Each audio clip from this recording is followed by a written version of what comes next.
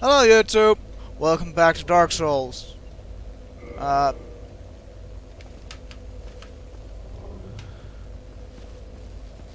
to put on my timer. And close that one. I said we'll close it.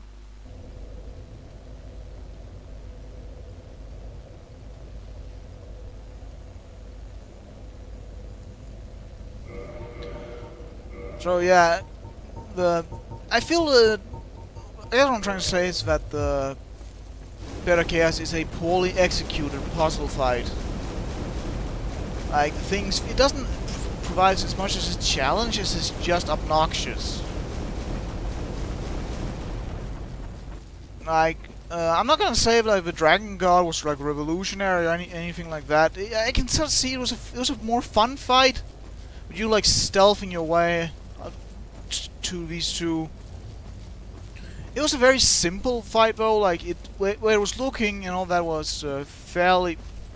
For those who haven't seen it, the Dragon God is this massive humanoid figure with a dragon, with a big old misshapen dragon head, or just a big old dragon head. And basically it can do that. It does that much damage. That just straight up fighting it is basically not a good idea. So you would use these two large magical-looking ballistas to critically wound the dragon god, and at that point you could just go up and wail on its chin until it died. Though what I think is still pretty cool is that even it's like sure it's being extremely powerful at this point, considering that its breath alone, as it's lying there wounded, is enough to damage you. Also a weird little thing, I don't know if it's still in the files, but there used to be like a helmet thing in the files. It's like a textureless version of the Dragon God's head, or at least something very similar in shape. Might have been that the dragon form heads were a lot more similar to the Dragon God back long time ago.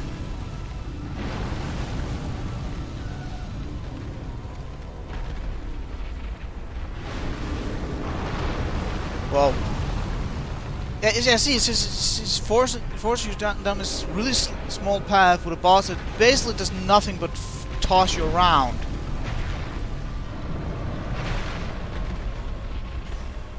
Okay, I'm not getting close enough apparently. Oh yeah, rolling damages it.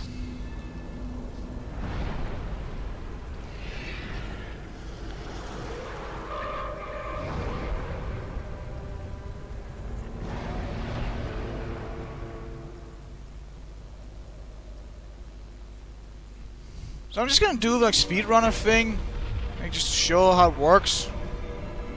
And because I'm a lazy bastard, I don't want to have to like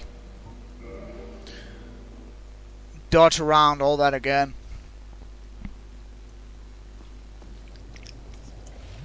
Ah.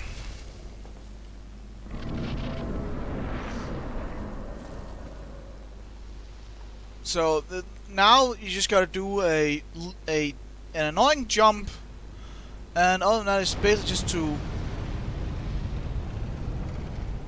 run in and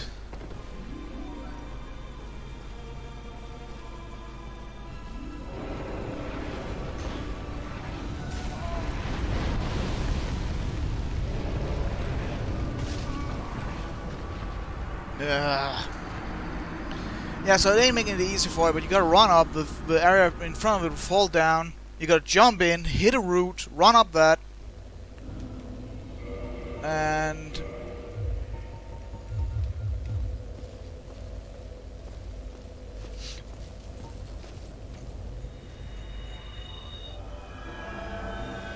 then you gotta run in and wail on some insect looking thing. So yeah, I'd say the like on a mechanical level, the Bed of Chaos is my least favorite fight. If we're talking like personal, like the one I just had the most trouble with, it's Four Kings.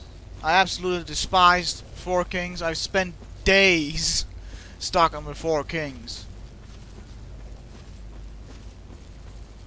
It's just not a very fun fight at the end of it, not a very fun area for me, so...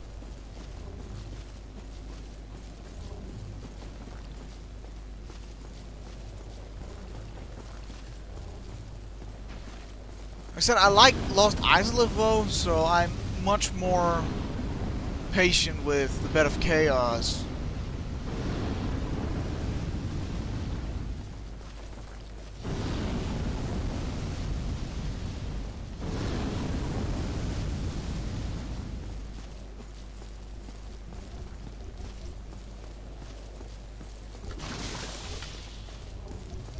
I wonder what they were thinking when they designed the Chaos Eaters, really. They just... I mean, textures and lighting-wise, they look well enough that it would fit in this world, but... I don't know, the designs are strange. Okay, gotta switch my rings so I have a bit more mobility.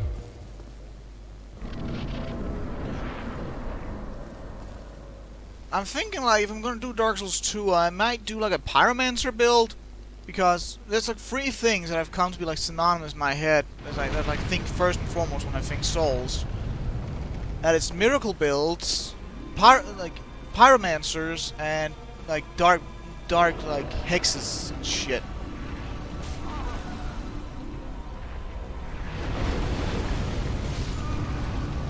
If this is gonna keep happening, I'm gonna get that's all, folks. Ain't. I'm continuing.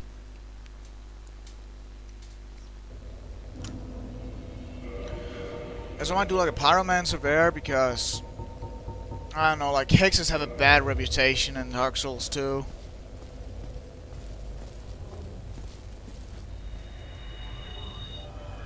I don't know, so I tried to do like a hex build once and ended up getting myself murdered by every little enemy I encountered because I had so little health. I suppose that's just like how it is on like on your low level on a hex build. You have to put many points into... You have to put a lot of points into, like, intelligence and faith, both, to use it. Also, I'm just not... I suppose also I'm just... I'm stingy, so I don't like to use the hexes that use souls to power them up.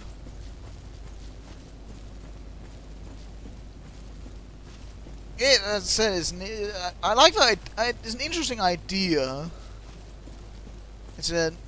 it certainly is an interesting way of like balancing it, like give it some more cost.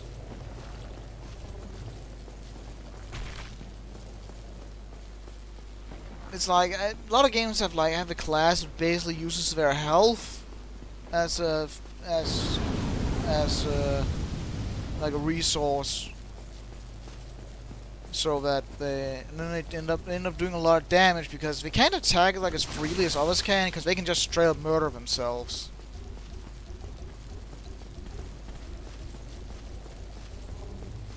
And for some reason that gets me thinking of like Dragon Age. I don't like to think about Dragon Age because I like the first one and the second one. They're good games, I feel. I don't like the third one. I don't like Inquisition. It annoys me. Also, I just basically just take out all the like the first 2 games I played through as a mage was mainly like debuffs.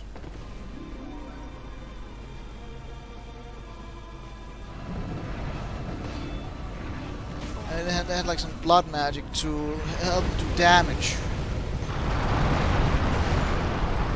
Okay, I got close enough that the floor fell through, but due to the wide range of its attacks, I don't know what to do. Like the first build I made, the first character I beat the game with in the Dragon Age was, I forget what I called, but it was like the Spell Sword one. Rusted Iron Ring ain't gonna help me shit here. I can sort of see why Arcane Warrior. I can see why they dropped that. It would be hell to like balance. One thing that all bugs me a lot is it's actually just happens a lot in mainly just Elder Scrolls and Dragon Age. First one, like not a real first one, but like in Morrowind and Dragon Age 1, those crossbows is just a thing everyone could use, a normal part of everyday life and shit. Then in Skyrim, in the Elder Scrolls, they sort of just like took them out until they came back with the Dawn Guard, and then it was like. It really bugs me there. I think the Elder Scrolls bugged me a little bit more there, because like, yeah, it was like they were taking out of the first Dragon Age and added in as a thing that only Varric had. I like Varric in like the Dragon Age 2, but I sort of don't get what the point was of forcing him having a unique weapon. Like, it would still be unique if it was other crossbows, considering that his doesn't look like the others. His is more mechanical and shit. But like, he's the only one with a crossbow, sort of just forces that he is unique in that. And I don't like that. What I even less like is like, with the Dawn Guard in Skyrim, it's like, oh, you never seen a crossbow before? Not surprised. That kind of a Dawn Guard thing, like we're the only ones who got him. I was like, yeah, that's just bullshit. If you don't want crossbows in your game, don't put crossbows in your game. But don't just fucking shove them in my face and be like, oh, yeah, this thing is something. I don't know. It bugs me, I'm not entirely certain why. Maybe I should put on replenishment before? I suppose the main thing here I'm supposed to learn is I can't just tank my way through.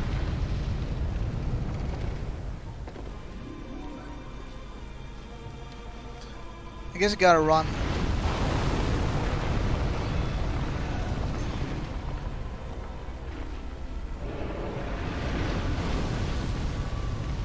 Yeah, so I think we might be doing it this time. We gotta be quick about this. It has an attack you can do while you're in here. Yeah, that one. And that's that hurts.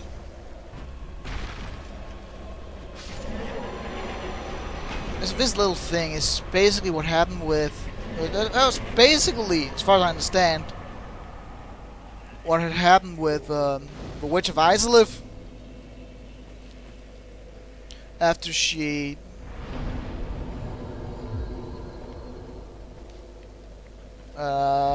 words. The Witch of Izalith, fire goes out. This mythical fire basically created everything goes out. Witch of Izalith says, "Oh, I'll make a new one." She makes a flame, but instead of making like light and dark, life and death, that sort of thing, it basically creates lava demons and fire magic, and turns her into a bug and her family into, well, some of her family. I don't exactly know what triggers it, because we have like Quilana, who's still human, for some reason invisible to anyone who isn't like a who doesn't have a plus 10 pyromancy flame. And we have a daughter of Izalith running around outside who isn't changed either. All in all, it's very weird.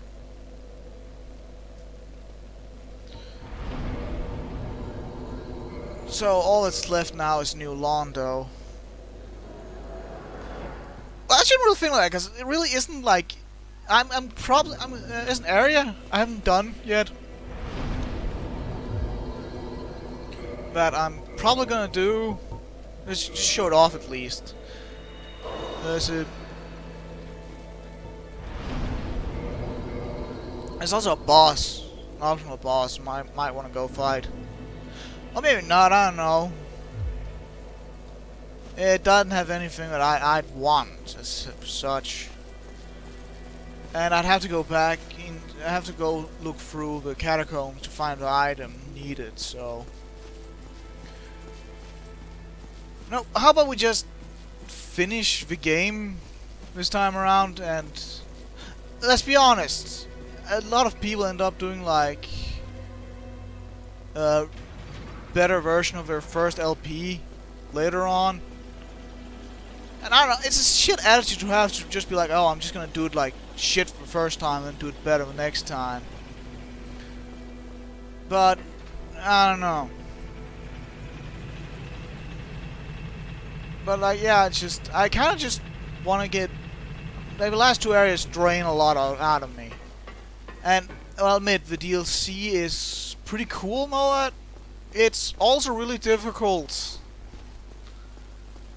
And I don't like Manus at all. The fight against the Taurus is pretty cool. So, pro strat for this area. We are basically just gonna... I'll go into this next time. For now, let's end the episode here. Thank you for watching. Have a good day.